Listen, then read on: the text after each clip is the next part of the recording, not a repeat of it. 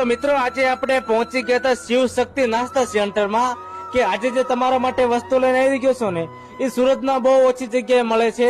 તો આજે આપણે પહોંચી ગયા હતા ખંભાતી દાબડા ટેસ્ટ કરવા.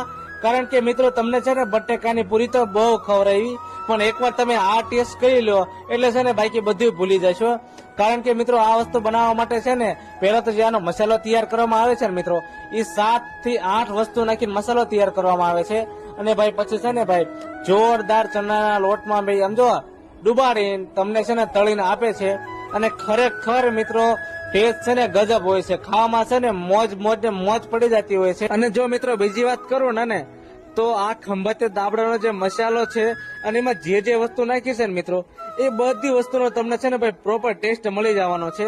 તો આજે તો આપણે પહોંચી ગયા હતા અને ખરેખર મિત્રો જોરદાર ટેસ્ટ હોય છે. તો જે લોકોને આ દાબડા ખાવા હોય ને એકવાર પહોંચી જ જાજો મારા ભાઈ.